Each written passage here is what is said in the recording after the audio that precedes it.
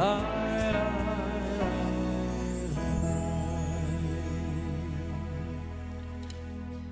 Shabbos, everyone. It's a pleasure to have all of you here.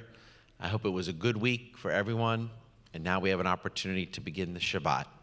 And as Jews have done for centuries, we begin with the candle lighting. Please rise.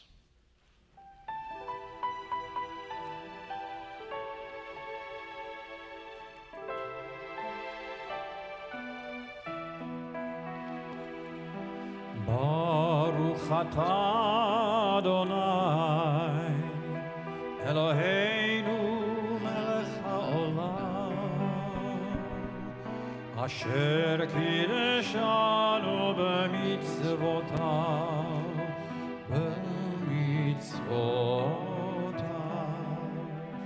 v'tzivanu lehadlik ner v'tzivanu lehadlik ner v'tzivanu lehadlik ner shel Shabbat.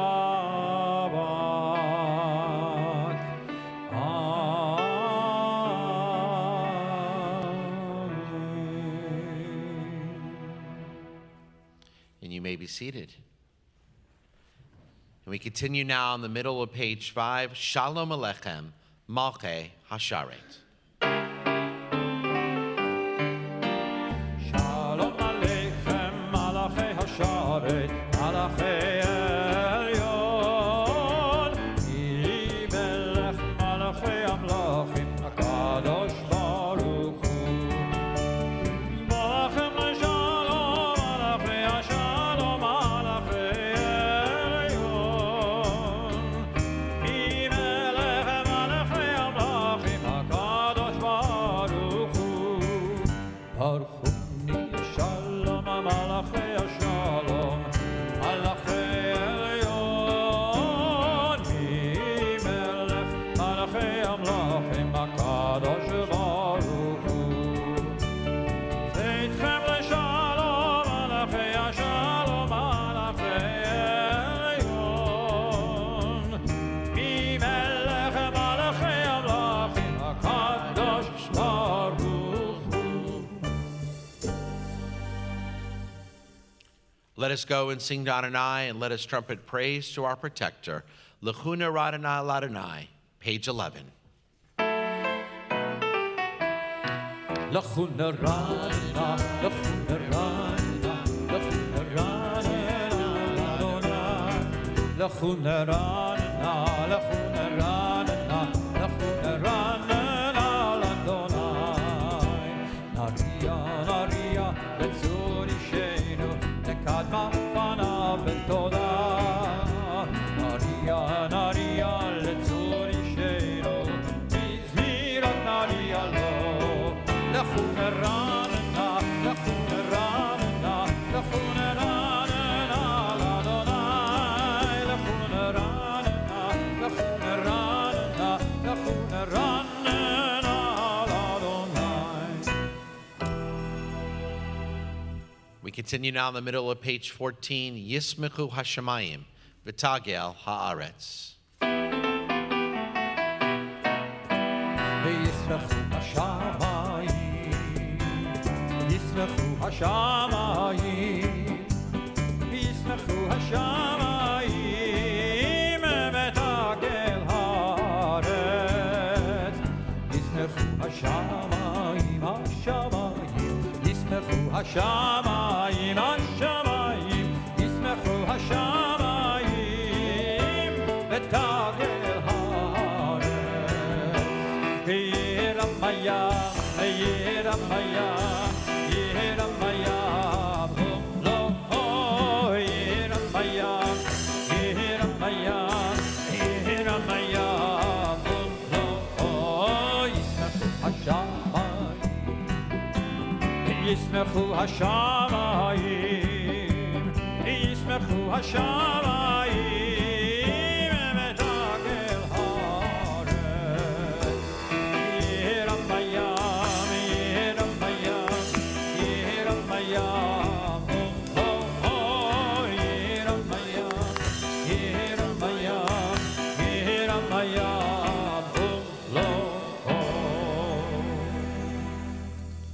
And now let's turn to page 23 as we welcome the Sabbath bride with the words of Lecha Dodi, Likrat Kala.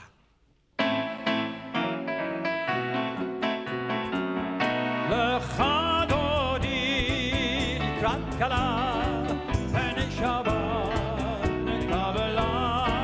Lecha Dodi, Likrat Kala, Pnei Shabbat Nekabela. Shamor v'zachor b'dibur echad, Ishmiyanu el ha-meichad, Adonai echad u'shmo echad, L'shem u'tiferet v'nitila. Lecha Dodi, Likrat Kala, Pnei Shabbat Nekabela. Lecha Dodi, Likrat Kala, Shabbat Kabbalah, Likrat Shabbat L'chu v'nelcha, Ki mekor ha'beracha, Merosh mikerem nesucha, Sof ma'aseh b'machshava techila. Lecha Dodi, Likrat Kala, Pnei Shabbat Kabbalah. We rise and face the door. Likrat Kala, Pnei Shabbat Kabbalah. Boi v'shalom ateret bara, Gam b'simecha u'v'tzola, Toch emunei am segula.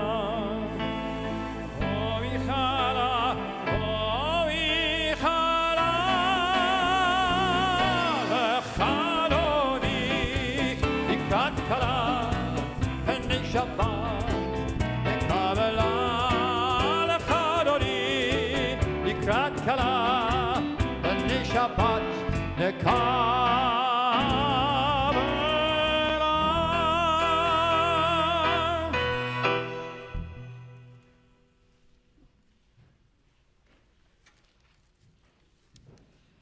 You may be seated. Into our congregation now, we invite those who are mourning, and to those who are mourning, we offer the words of comfort from our tradition, Hamakom Yenachem Etchem B'toch Shar Avalei Tzion V'Yerushalayim.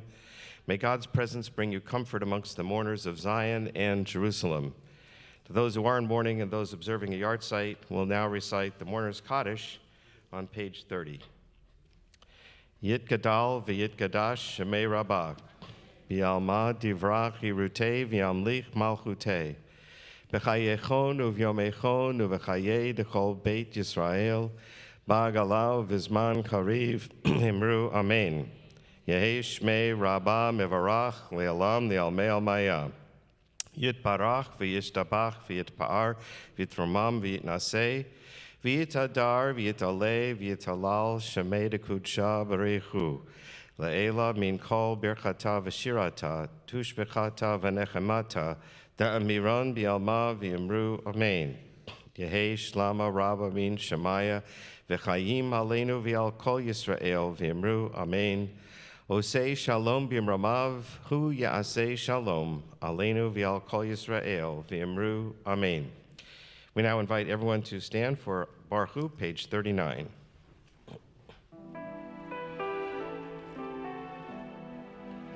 Baruch Hu et Adonai HaMevorach. Baruch Adonai HaMevorach le'olam va'ed. You may be seated. We continue with Ahavat Olam on page 40. Ahavat Olam Beit Yisrael, Beit Yisrael, Amachavta Torah u'mitzvot, Chukim u'mishpatim, Otanu limadta, Al ken Adonai Eloheinu, B'shochveinu שוכנו וקומנו נשיח, נשיח, נשיח בחוקך בתולה בית ישראל, בית ישראל עמך תורה ומצוות חוקים ומשפטים, חוקים ומשפטים אותנו לימדת ונשמח בדברי תורתך ובמצוותיך לעולם ועד כי הם חיינו ואורך ימינו ובהם נגע יומם ולילה ויהבתך ויהבתך אל תסיר ממנו לעולמים ברוך אתה אדוני אוהב עמו ישראל שמע ישראל אדוני אלוהינו אדוני אחד ואהבת את אדוני אלוהיך בכל לבבך ובכל נפשך ובכל מאודיך והיו הדברים האלה אשר אנוכי מצווך היום על לבבך ושיננתם לבניך ודיברת בם בשבתך ובביתך ובלכתך בדרך ובשוכבך ובקומך וקשרתם לאות על ידיך והיו לטוטפות בין עיניך וכתבתם על מזוזות ביתך ובישעריך. We continue silently in Hebrew or English to the bottom of page 42.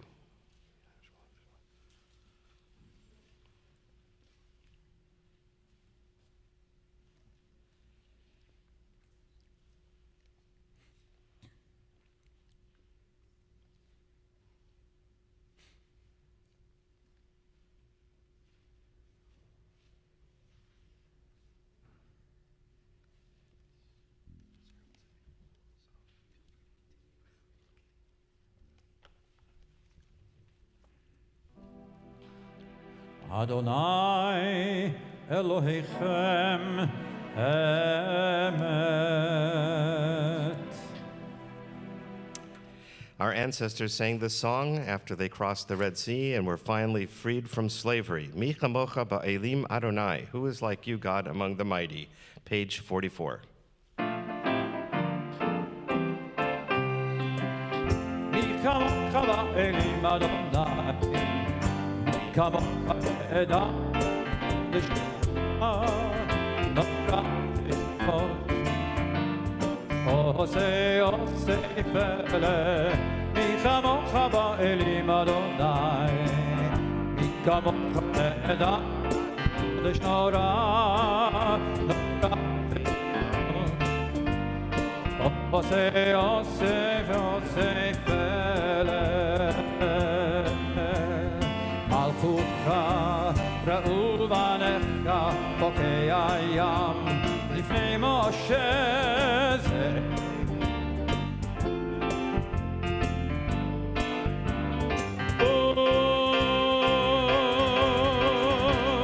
Mi chamocha ba'elim Adonai, mi kamocha ne'edar ba'kodesh nora, nora tehilot. Ose pele, mi chamocha ba'elim Adonai, mi kamocha ne'edar ba'kodesh nora, nora tehilot. Ose pele. Adonai imloch le'olam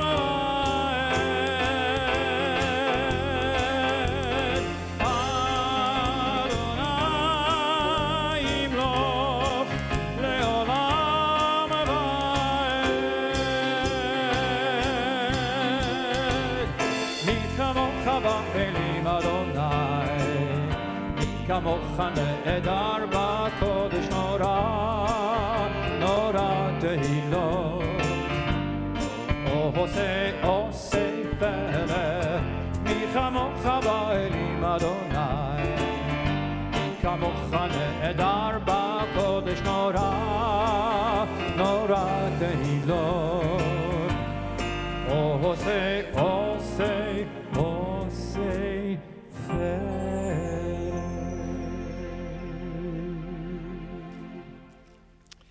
And now a prayer we recite in the evening, Hashkivenu Adonai Eloheinu L'Shalom. Help us to lie down in peace tonight and awaken us tomorrow to life renewed. Hashkivenu, page 45.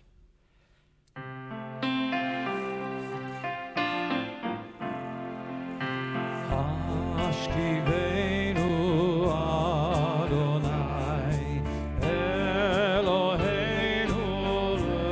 L'Shalom Ve'hamidenu Malkeinu L'chaim.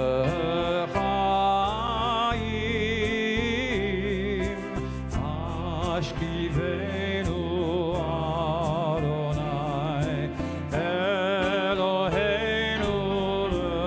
L'Shalom Ve'hamidenu Malkeinu L'chaim.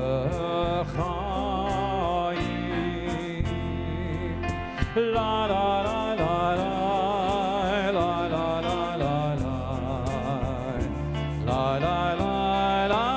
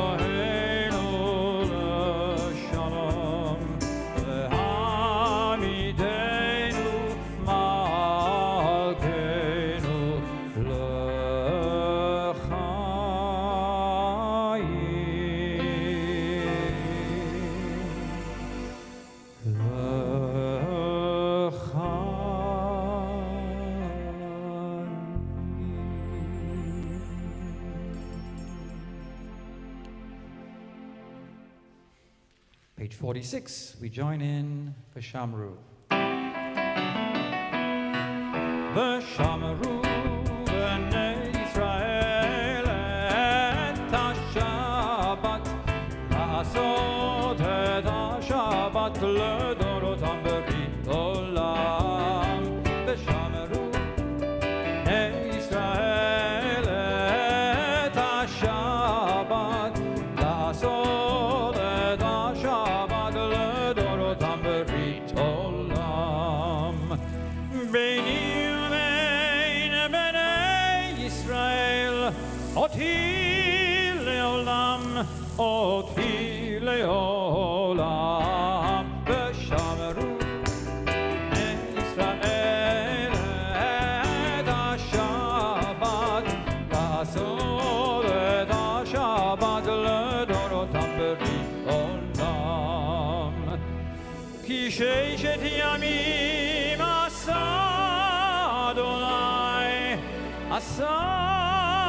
Adonai את השמיים ואת הארץ ושמרו ישראל את השבת לעשות את השבת לדורותם בברית עולם וביום השביעי שבת וינפש שבת וינפש שבת וינפש ושמרו ישראל את השבת לעשות את השבת לדורותם בברית עולם.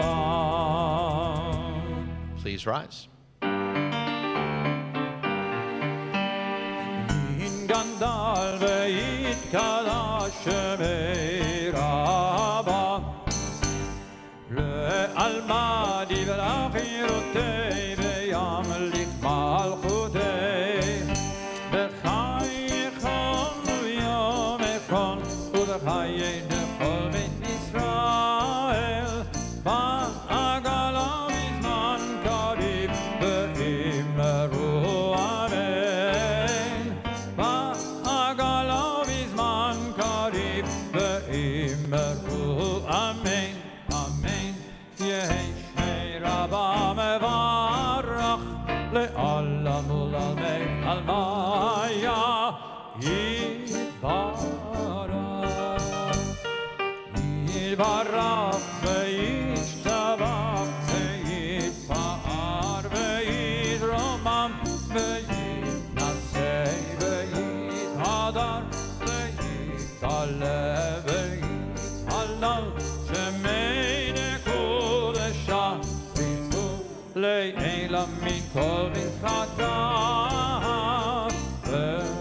ושירתה תושבחתה ונחמתה בארירן ועלמה ואמרו אמן ואמרו אמן ואמרו אמן ואמרו אמן amen. And now we continue silently, page 47 through page 52.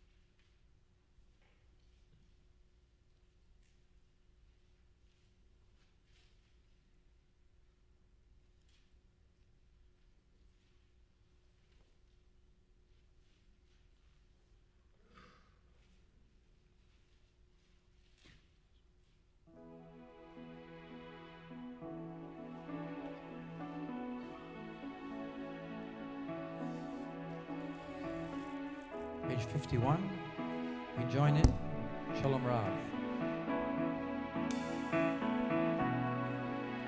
Shalom Rav al Yisrael Amcha Tasim Le'olam. Shalom Rav al Yisrael Amcha Tasim Le'olam. Ki atahu השלום, כי אתה הוא מלך אדון לכל השלום. שלום רב על ישראל עמך, תשים לעולם. שלום רב על ישראל עמך, תשים לעולם. וטוב בעיניך לברך את עמך ישראל, בכל עת ובכל שעה בשלומך. שלום רב על ישראל עמך, תשים לעולם. שלום רב על ישראל עמך, תשים לעולם. ברוך אתה אדוני המברך את עמו ישראל בשלום.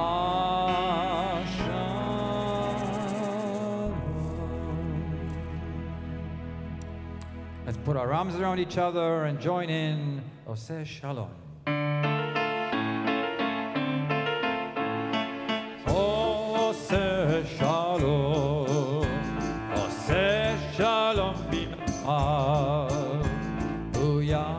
Aseh Shalom aleinu, Shalom aleinu, aleinu ve'akol Yisrael ve'imru, Amen.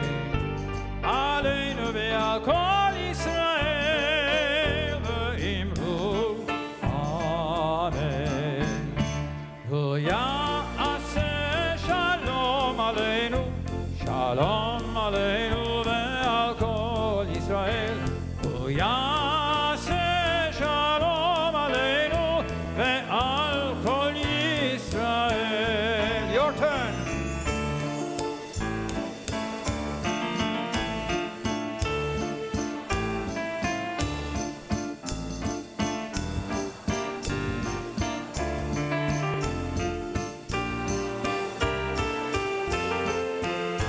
Aleinu ve'al kol Yisrael ve'imru, Amen.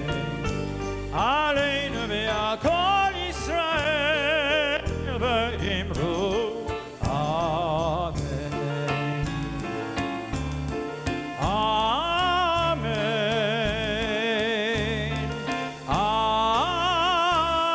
Amen. So tonight we keep in our prayers all those who are ill, those who need an extra prayer, a prayer of healing, as we all recite the Misha Barak prayer found on the inside back cover of our Seder Ream.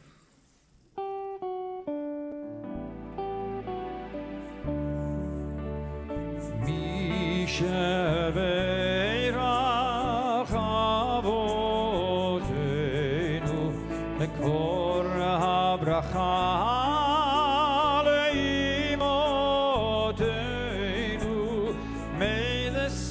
of strength, who bless the ones before us, help us find the courage to make our lives a blessing for us and all of those we love.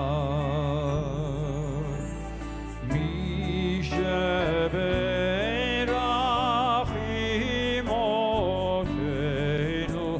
Mekor habracha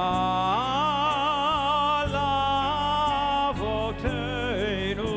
Bless those in need of healing with refuah shlema, the renewal of body, the renewal of spirit, and let us say, Amen.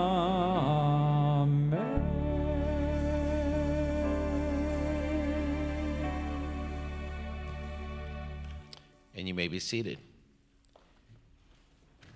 And we continue in our prayer books, page 54, Kaddish Shalem.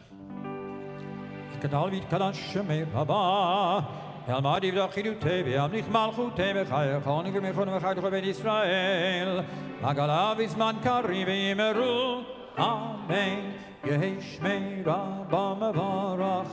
Le'alam u'lalmei almaya. Yivarach v'yishtabach v'yitpar v'yitruman v'yitnaseh. V'yitadal v'yitalem v'yitalal shemei dekudesha b'richu. לעילה מכל מחדה ושירתה ושבחתה ונחמתה דאמירן בעלמא ואמרו אמן. תקבל צלותנו ואותנו כל ישראל קודם אבהוני בשמיה ואמרו אמן. יהי שלמה רבה מן שמיה וחיים עלינו ועל כל ישראל ואמרו אמן. עושה שלום במרומיו ויעשה שלום עלינו ועל כל ישראל ואמרו אמן.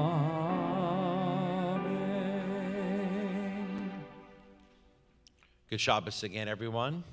It's a pleasure to have all of you here with us this evening. It's hard to believe that it's been 2 years so we've had the opportunity to bring in a visiting scholar. As you know, it's often been the custom in our congregation, going back several decades, to bring in at least one, often two, sometimes three scholars from across the world to come to Beth Yeshurun and to share with us and to inspire us. But because, of course, of the pandemic, we've not been able to do that until now. And I believe we picked an incredible scholar to join us this weekend. Dr. Manaz Afridi earned her PhD in religious studies from the University of South Africa. She currently serves as Assistant Professor of Religious Studies and Director of the Holocaust, Genocide, and Interfaith Education Center at Manhattan College in Riverdale, New York. Her research interests include the Holocaust, interreligious identity, post-genocide identity, diaspora and transnational studies, and feminist post-colonial theory. Her publications and presentation have focused on the Quran and human rights, Islamic literature and culture, Judaism and Islam, and Holocaust and anti-Semitism. She's the author of the book, The Shoah Through Muslim Eyes.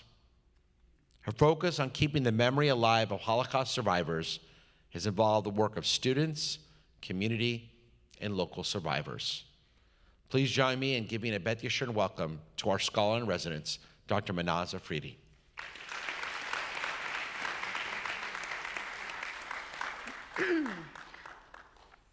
Shabbat Shalom. I just want to say that I was promoted to full professor. So I'm no longer assistant, which is a big deal in academia, I just want to tell you. So thank you so much, Rabbi Strauss and other people I met tonight. Cantor is just beautiful. It's magical. You make me want to dance and move and think about God, and that's really amazing. Thank you so much. And thank you, Jennifer Rosenweig. Where is she? Is she here somewhere? No, there she is. She's been amazing and trying to get me here for the last 2 years. So I really, really appreciate all the work because people like you make these things happen. So I'm really grateful. And thank you so much for coming tonight. And I hope that we can spend some time talking, and also I can share some things about myself and how I came to this work, but more importantly, perhaps what we can do with this kind of work and how we can act in the world. So I kind of feel like I'm in a sukkah of peace after that beautiful Shabbat service. And I've been so fortunate to be able to be part of a lot of Shabbat services. And as I was praying with you and reading with you, everything that we were reading and praying could also be included in Muslim prayers. So I want to share that with you very strongly, because today is Jummah for us. It's our day of prayer as well, and sometimes we have longer prayers, but it's during the day, not at night that much. So for me, being in a synagogue or a temple is a very comfortable space. It's a very comfortable space in terms of who I am as a Muslim, but also a comfortable space in terms of the connection I have with Judaism itself. So I want to start with a quote by Albert Memmi from The Pillar of Salt, which was written in 1952. He says, "Our memories of things impose some order on the past and give it its meaning. Memory is the cornerstone of what and how we humans think about the past. This is true of our own personal memories and of the memories of our parents, our communities, our traditions. Memory is also a central concept in the three religions of the book: Judaism, Christianity, and Islam.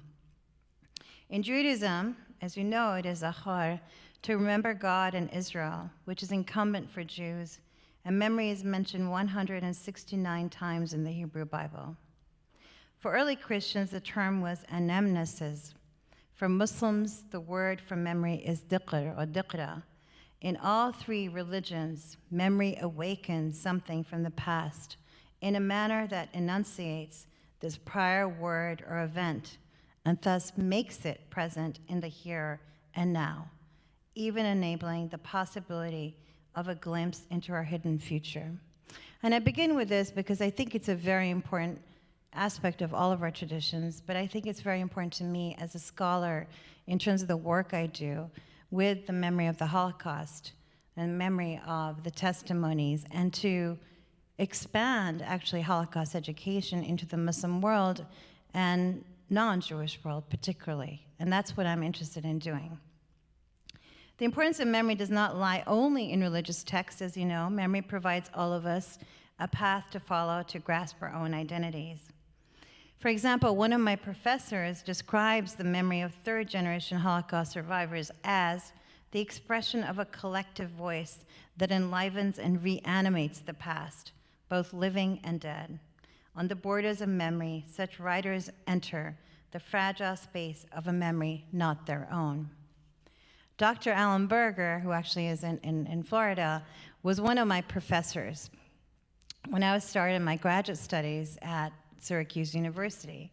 I was privileged to work with him as a teaching assistant. His insights and words of wisdom enriched my understanding of historical events I had not heard of before.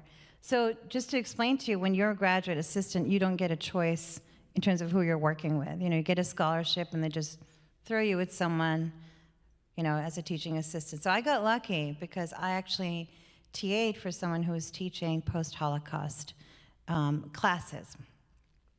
I began to wonder if all collective memory was somehow the fragile space of memory not their own. In any event, I developed a strong interest in Muslim memory of the Holocaust. Memory and history became important to me through the study of the Holocaust and its survivors. And I remember meeting Michael Birnbaum, who is very well known for his work on Holocaust studies, but he also was behind the DC Holocaust Museum. And he happened to be an adjunct where I was at Loyola Marymount University in Los Angeles. And it was September 25th, 2003, now a long time ago, when I met him. And it was the day that Edward Said, the Christian Palestinian, had passed away. And he was remembered, Said is known for his Orientalism and work that he's done, and also he was a Palestinian that also was critical of Israel. But this meeting was really important to me. That was the day in which Edward Said died. Said justly remembered for his reputation of Orientalism, the historically patronizing representations of the East by Western historians. Birnbaum wanted to know what I would miss about Edward now that he was gone. I replied that his death marked a great loss of a Palestinian Christian who had fought against shallow half-truths and false claims, whether such propaganda targets Palestinians or Israelis. Birnbaum agreed that stereotypes only lead to further stereotypes, but he also challenged me to focus on a richer dimension of Said's work, his collaboration with his friend Daniel Barenboim, in a creative search for a just solution of decades-long Israeli-Palestinian conflict. Everyone knows that Barenboim is a world-class pianist. I did not know that Edward Said was also a great lover of music and a very accomplished pianist. This common interest in art led the two of them to apply profound concepts of harmony and discord to the political reality of the contemporary Middle East. They had the idea of taking young, talented musicians from both communities, bringing them to Berlin, where Berenbaum was the director of the opera, to meet one another and make music together. In 2011, I became the director of the Holocaust, Genocide, and Interfaith Education Center at Manhattan College. Some questioned whether a Muslim could indeed teach and carry out the lessons of the Holocaust. Some Jews were horrified that a Muslim would be guarding memories of survivors, but most horrific were the comments about, quote, "You might as well as hired a neo-Nazi." Anguished by this, I continued my journey and have just completed 10 years. The hate mongers have retreated and have perhaps realized that Muslims can indeed be trusted with the memory and history of Jews. And I want to just stop there for a second because I think this is an important thing. I wasn't totally surprised when there was so much backlash against that because of the mistrust that we have seen over the years, especially contemporary times, between Jews and Muslims. But I want to say that in the 10 years I've been there, it has changed people's minds that were against it. And I think that's something I had to learn that from myself. It was not something I had ever done before. And I think it's just that I just kept doing my work and kept being honest and walking the line of peace. And sometimes people would say, well, you know, maybe you should do something radically different. I said, why? Because sometimes when we just stay focused ethically, right? I mean, we just prayed about peace and we talk about, you know, the sukkah of peace. If we just focus on that, honestly, I think good things can occur. But for the young people here, you have to be patient. The role of Muslims in the Shoah is generally not well known, or is known only partially. Like most non-Jews, Muslims were perpetrators, bystanders, and rescuers during the Holocaust. For example, many are aware of the support that the Palestinian nationalist leader, Amin al-Husseini, gave to the Axis powers in Germany and Italy during World War II. Few, however, are aware of Robert Satlav's book, Among the Righteous, or Omar Baum's book on Morocco and Memories, reporting both stories of Muslims rescuing Jews in North Africa and of Muslim perpetrators who collaborated with the Germans in torturing Jews in camps in Tunisia, with the French in Morocco under the Vichy government. So this part of history is really important because it brings to us the history of colonization in North Africa, which was at that time Morocco. We're talking about Morocco. Algeria was an independent, and Tunisia, that were all under the Vichy government because the French were colonizing in those areas. And then it brings together the idea that actually there were camps in North Africa. And the question is, well, why was I interested in that? Well, I was interested in bringing Muslims closer to the story of the Holocaust and not just saying, oh, we have nothing to do with it, it was all European, right? So geographically bringing it closer, bringing it to home in a sense, and also, you know, being open as a Muslim and saying, yes, there were perpetrators. They didn't create the Holocaust, but they had to work under the Vichy government. And there were a lot of stories of betrayal that you can also read about. So I think this is an important moment for Jews and Muslims because it's during the Holocaust, it's during colonization, and it's a moment where Jews and Arabs, Jewish Arabs and Arab Muslims, are living together under the Vichy government with different laws of racial segregation together. And it's an incredible, incredible part of history. And I talk about it in my own book and my work.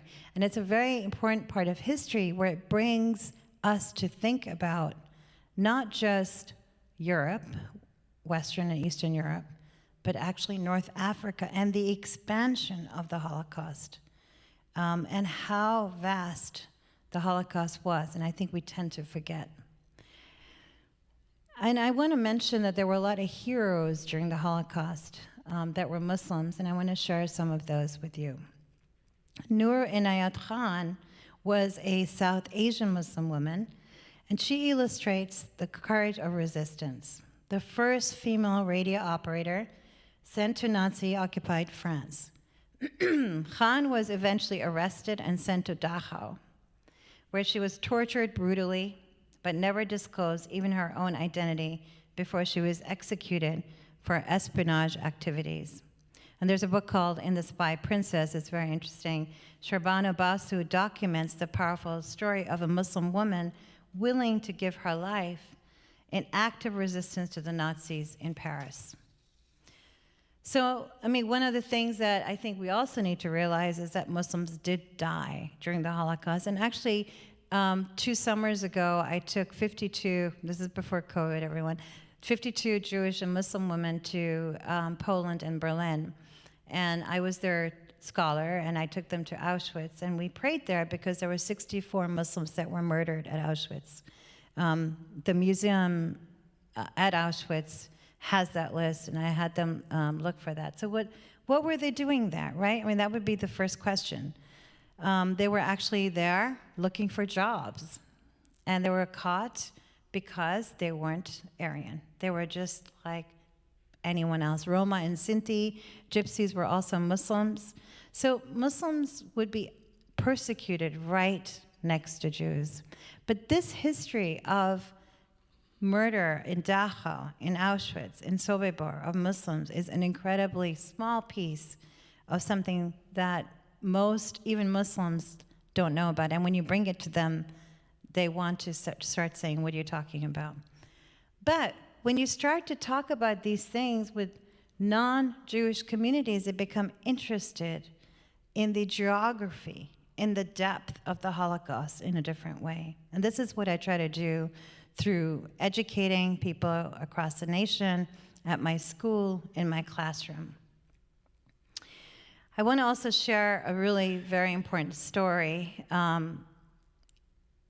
that has to do with Muslims who risk their lives to save Jews, but also how Jews risk their lives to save Muslims.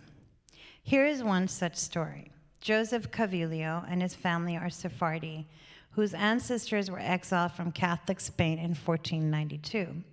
They survived that tragedy because of the immediate response of the Sultan of the Ottoman Empire to grant asylum to Jewish refugees. A little short of 5 centuries later, the Cavillo family lost their home in Sarajevo when it was destroyed by the German Luftwaffe in a bombing attack in 1941. Once again, a Jewish family was rescued by Muslims. Mustafa Hardaga and his wife Zainaba and his brother Izzet and sister-in-law Bakhiria immediately welcomed the Cavillo family into their household and promised them hospitality and safety. I don't know the exact words that Mustafa said that day in his native language, Serbio-Croatian. The words of welcome that the Cavillos remember are in Spanish, mi casa es su casa, my house is yours. Neither family spoke Arabic, but the words accompanying hospitality in this culture, ahlan wa sahlan, more correctly expresses the full meaning of what the Hardagas did for the Cavillos by taking their Jewish neighbors into their home. The Arabic words ahlan wa sahlan mean more than you're welcome. As a formality after hearing the words, you say thank you. They mean something profound to anyone in danger. It's not like you've gone to Airbnb where you will just have a meal and you'll say thank you. But it's really about safety, the security, the protection that Father Ibrahim extended to 2 passing strangers by welcoming them into his tent. Ahlan wa sahlan are more like a blessing, as in Hebrew, Baruch haba. Blessed is the one who is here. In fact, twice blessed, both because the blessing descends on the giver and the receiver, and because the blessing means we will make things easier for you, ahlan, now that you are part of the family, sahalan. or more simply facilitated living with a new family. Despite prominent Gestapo warnings of the death penalty for hiding or aiding Jews, the Hardagas carry out their promise in plain view, or under the nose, so to speak, of the Gestapo, who had set up their headquarters in the very same neighborhood. Eventually, the Sephardic Cavillo family found a way to get to Mostar, then under Italian control, where Jews were relatively safe, but not for so long. They also were executed there. Eventually, in 1984, the Cavillo family made Aliyah to Israel. That brings this story to two more extraordinary twists in the plot. First, when the Cavillos got to Israel, they reported the story of their survival to Yad Vashem, which certified the Hardaga family for recognition as righteous among the nations.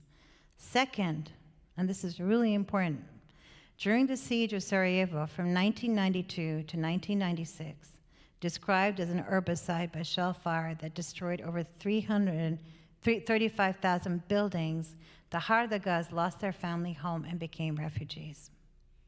Right? This is time forward. An official in the state of Israel heard of their plight and arranged for an offer of citizenship if these Muslims wished to come to Israel. The Hardagas accepted the offer gratefully, knew the words of welcome were Baruch haba. I mean, that's an incredible story, right? We're talking about World War II, and then we're talking about in the 1990s. And what's interesting is the memory. We remember they saved us. And also in Sarajevo, and I spent some time there because of the genocide, but also because how amazing the locals have preserved the synagogue, and they have the Haggadah there, and they have a museum about the history of Jews in Sarajevo. But it's amazing that this story is so buried in a way, and nobody wants to talk about two different families, Jewish and Muslim, trying to rescue each other. Also, neighboring Albania was the only country, the only European country that saved all of its Jews. Albania is and was 70% Muslim and 30% Christian. Actually, Albania had more Jews in Albania than before the war, because Jews were escaping to Albania because they knew that they were being hidden. Almost all Jews living within Albanian borders during the German occupation, those of Albanian origin and refugees alike, were saved, except members of a single family. Impressively, there were more Jews in Albania at the end of the war than before. So Harvey Cerner has written a really good book. You should look at it. It's called Rescuing Albania. It was published in 1997. Direct Muslim memory of the Holocaust was virtually non-existent, but Holocaust scholars have taught us that memory catches us by surprise at times, and at moments when we may want to revisit a particular event. Memory is situated. The place in which you remember an event shapes you remember it. The Holocaust is a large story that needs to be told from multiple vantage points. People remember the Holocaust differently in Berlin, Tunisia, Jerusalem, the United States, since one's perspective is crucial to appreciating how one understands an event. I began to look at how Muslims came to learn about the Holocaust as a way of understanding what Muslims remembered and what they forgot. One of the most important reasons why I was led to study the Holocaust in Judaism is that I wanted to explore why anti-Semitism had emerged within Muslim communities, my community. Explanations are offered, but they are not persuasive or convincing because so much work has been done to create a reliably factual history of the Shoah. So my question is, how can one deny the genocide and silent screams of so many lives lost during the Shoah? As Deborah Liebstad suggests, denial of the Shoah is a crime against our own humanity because it is an assault on truth and memory. What is it about humans that becomes undeniably repulsive when they deny the deaths of millions, knowingly avoid the evidence, and remain painfully silent?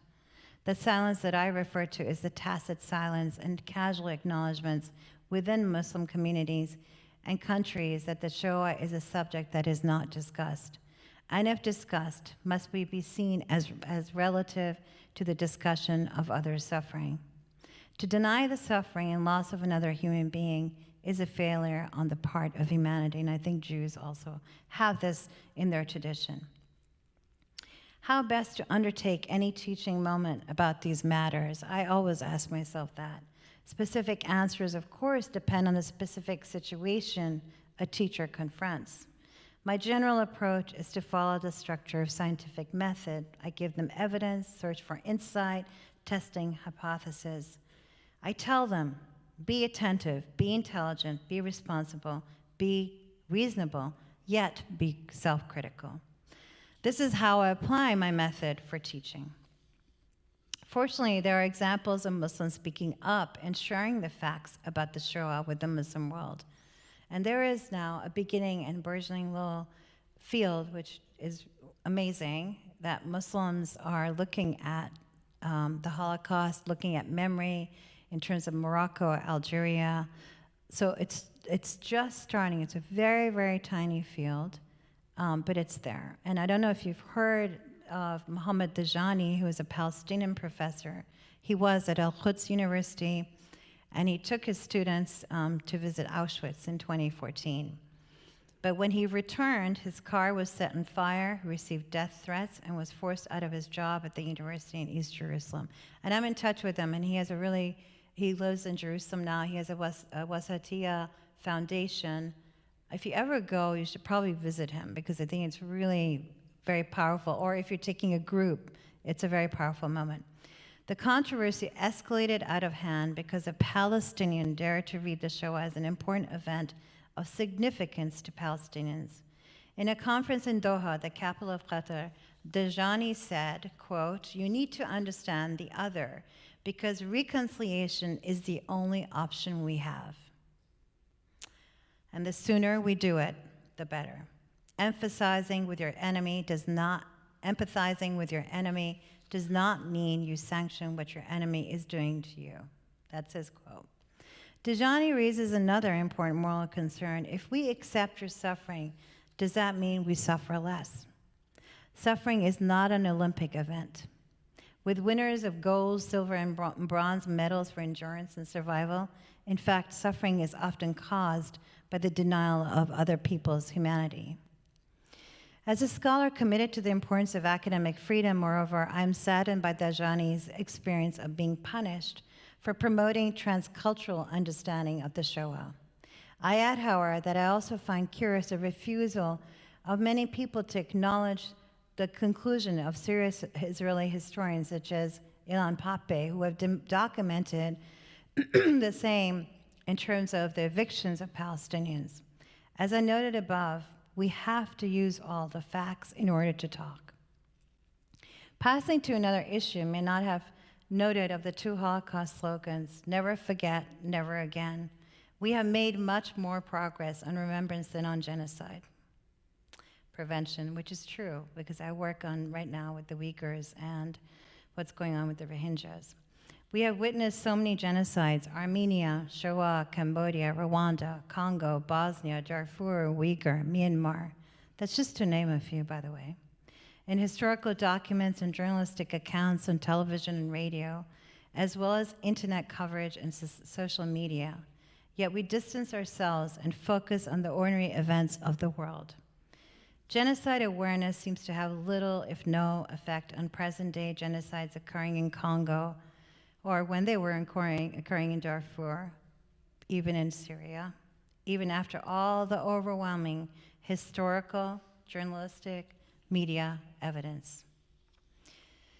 All educators can focus at several Holocaust and genocide museums where we can learn assortment of issues like prejudice.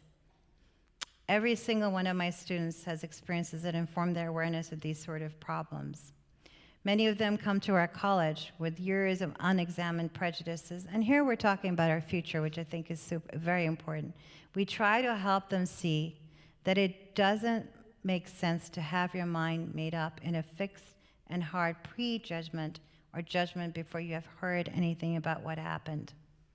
So one of the things, as you know, I teach at Manhattan College, which is predominantly Catholic, is anti-Semitism when I teach the Holocaust. So there's a lot of sort of pushback from my students about anti-Semitism and Christianity. So you have to be very careful with what you're talking about, how you're doing it, right? And then I have Muslim students. So when I've just created a class, which is now in the curriculum, it's called Muslims and the Holocaust. And it's packed because people are like, what is that, right? Students are like really curious about it.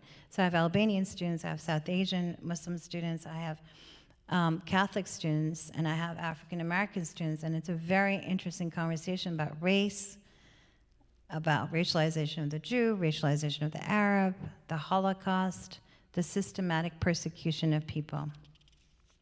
And I just want to say finally that one of the most amazing things that I have ever done in my life is to interview survivors, Holocaust survivors.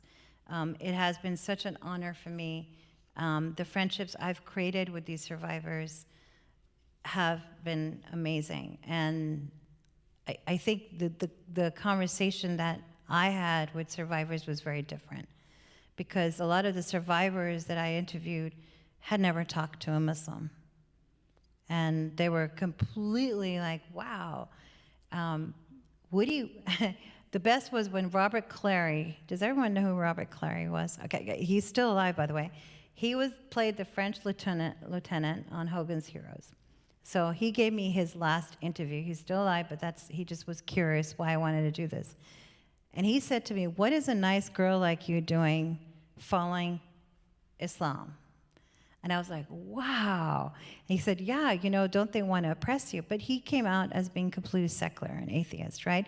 So we had a very interesting conversation about the perception of Islam, right? And this is with a Holocaust survivor.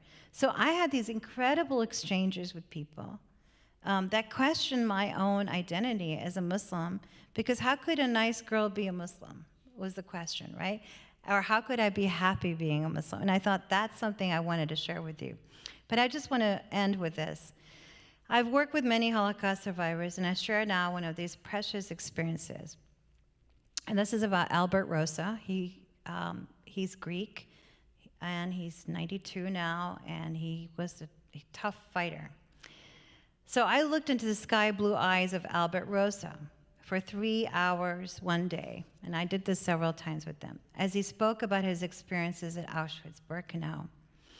As I left him, he told me with tears in his eyes that he wanted someone to write his life story. Since he had very formal education and would not be able to express in writing his feelings in the Shoah. He asked me, how can I express in words how I felt when my sister was bludgeoned to death in front of me by a Nazi woman, or when I saw my elder brother hanging from a rope when I had tried to defend him. I looked into his eyes, which had penetrated my own eyes for hours on that day, and I wondered how could I tell his story. And this was a real question for me. How could I tell his story without diminishing the emotional and physical strength that enabled him to survive the horror of his life in the camps? He spoke of maggots crawling on his body as he was ordered to move the dead Jewish bodies, the gold he stole from the teeth of the dead, the urine he saved to nurse the wounds inflicted by a German shepherd, the plant roots that he dug out with his fingers for nourishment, the ashes he swallowed from the crematorium he helped to build at Birkenau. As I began to write this book and basically my work, I really felt inadequate, and even paralysis emerges within me, because how am I to give such traumatic events any life with mere words? How can I give the Shoah a life of its own without trespassing on politics, ethics, and the millions of victims? I was tempted to abandon this project because I feared that I could not do it justice.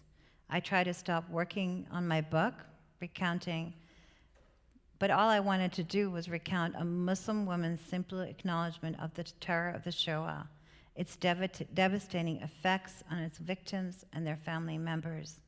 No one had really written about the Shoah in the Muslim world, just the facts, and I just wanted to put it in a book.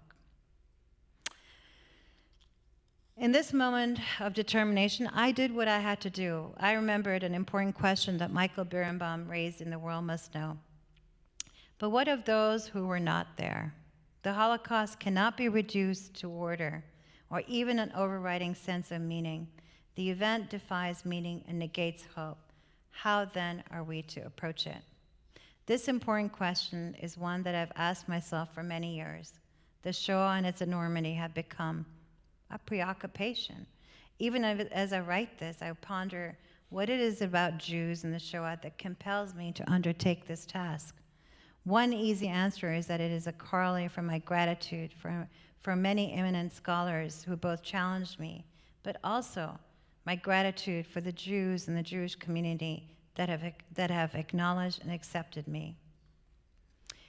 When I reflect further on this question, I hear the voices, I see the deep eyes, I feel the strength, the pride, the memories of men and women who have moved in unimaginable directions to reach a safe place where they can sit calmly and tell their terrifying stories to a stranger, a Muslim woman. When I left Albert's home, this is Albert Rosa, I gave him a hug because my words of gratitude seemed too inadequate. He smiled as he hugged me back, and then he said, "This is the first time in my life that I have hugged a Muslim woman." I told him that this should not be the last time, as Muslim women are really not so cold or segregated as people might think. Albert and I exchanged the first step in dialogue by humanizing one another through conversation and empathy. A Holocaust survivor, a Muslim woman, began not just to humanize, but to understand and acknowledge one another. Thank you.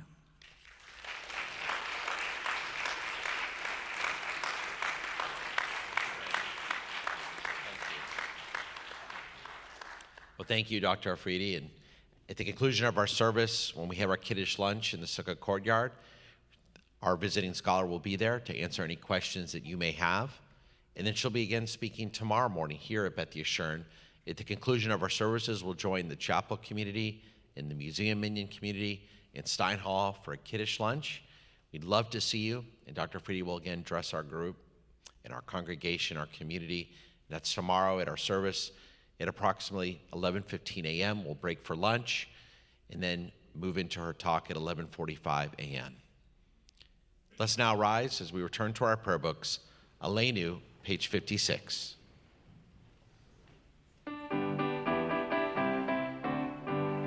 עלינו לשבח לאדון הכל, לתת גדולה ליוצר בראשית, שלא עשנו כגויי הארצות, ולא שמנו כמשפחות האדמה, שלא שם חלקנו כהם, וגורלנו ככל המונם, ואנחנו קוראים ומשתחווים ומודים לפני מלך מלכי המלכים, הקדוש ברוך הוא, שהוא נוטה שמיים ויוסד הארץ, ומשב יקרו בשמיים ממעל, ושכינתו זו, ושכינתו זו, וגובה מרומים, הוא אלוהינו אלוהינו, אמת מלכנו אפס זולתו, כך כתוב בתורתו, וידעת היום והשבת אל לבבך, כי אדוני הוא האלוהים בשמיים ממעל, ועל הארץ מתחת האור. ונאמר והיה אדוני למלך על כל הארץ, ביום ההוא יהיה אדוני אחד, ושמו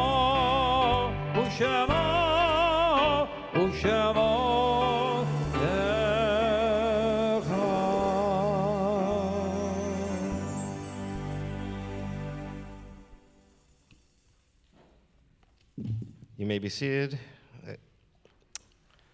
Except for those who are in mourning and those observing a yard site, we will now do the Mourner's Kaddish, which is on page 58. And this evening, we extend our condolences to the families of Arlene First Rifkin, Mary Jean Schneider, Sadie Greenman, and Shoshana Johari, who were taken from us in the past few days and weeks. The Mourner's Kaddish is found on page 58.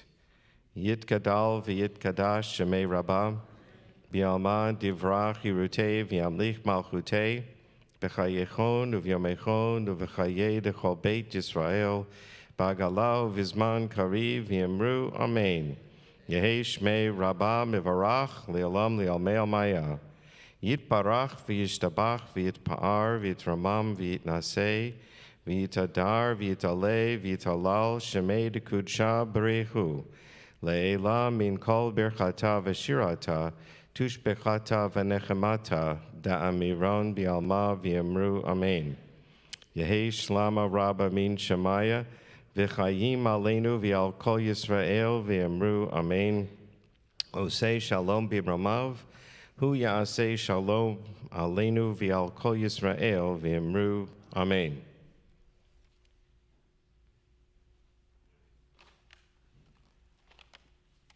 So now we're going to break the format a little bit and do an Ufruf before we do the anniversaries. So, so I'd like to invite Rachel Aberman and Miles to come forward.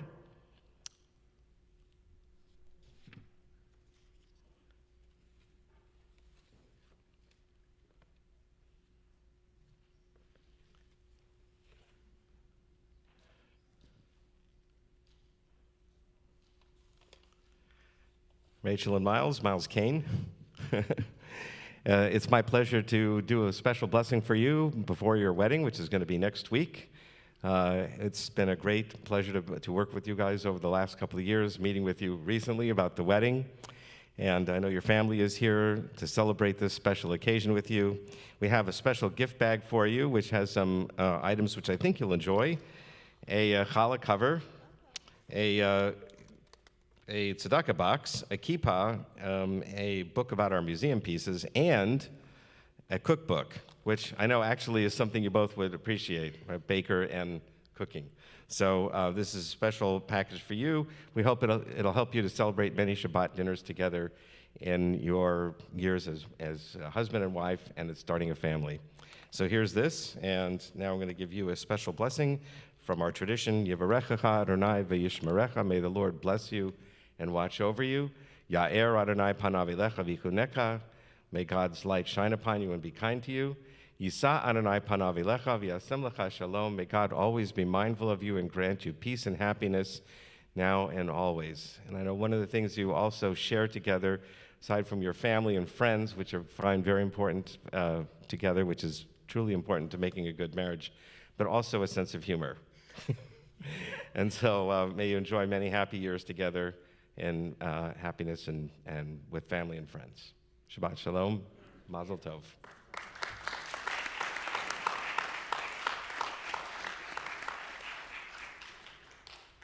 Mazel Tov to the two of you, and good luck next week. We have a few anniversaries to celebrate this evening. First, celebrating their 46th anniversary, Anita and Alan Mattis. And Anita and Al are joining us online this evening, and the good news is they're expecting a grandson in May, so we look forward to seeing that, and wish you only blessings as you celebrate 46 years of marriage. Mazel Tov. Celebrating 61 years of marriage, Irene and Frank Shaw.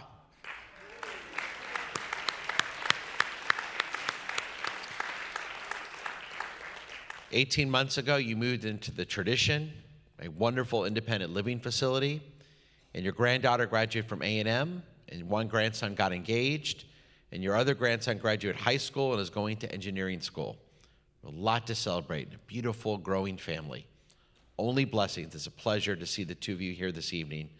You look terrific, and may God continue to bless you with only more happiness and peace. Happy 61 years of marriage. Mazel Tov."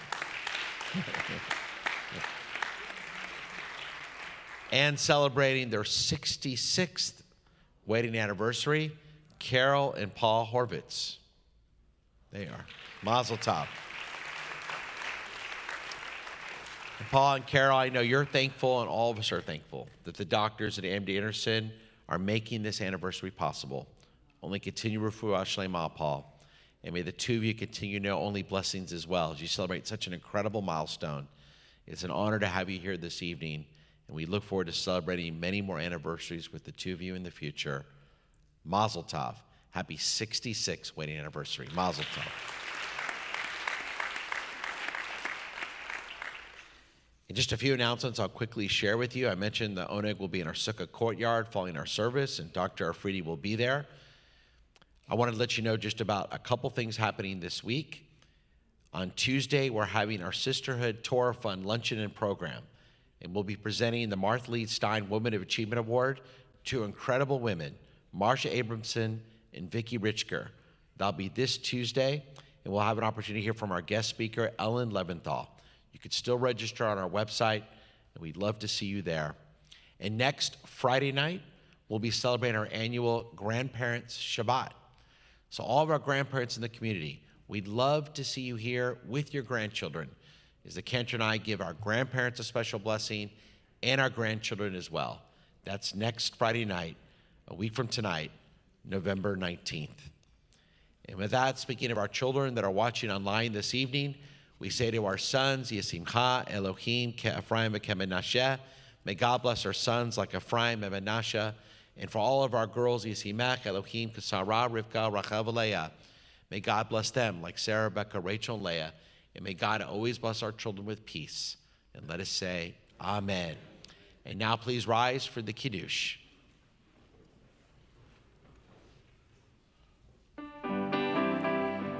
Baruch atah Adonai Eloheinu melech haolam borei kafen. Adonai Eloheinu melech haolam asher tijavanu b'shabbat kodsho v'yavo uvratzon hinchilanu zikaron lemaaseh bereshit ki hu yom techin Kodesh Yitziat Mitzrayim Kivanu Acharta Yashta Mikol Ha'im V'shat Kodshecha Ve'ahava U'verachon Inchaltanu Adonai Shabbat, Shabbat, Shalom, Shabbat, Shabbat, Shabbat, Shalom, Shabbat, Shalom, Shabbat, Shalom, Shabbat, Shabbat, Shalom, Shabbat, Shabbat, Shabbat, Shabbat, Shalom, Shabbat, Shabbat, Shabbat, Shabbat, Shalom, Shabbat, Shalom, Shabbat, Shalom. Shabbat, Shabbat, Shabbat, Shabbat, Shabbat, Shabbat, Shalom, Shabbat, Shalom, Shabbat, Shabbat, Shabbat, Shabbat.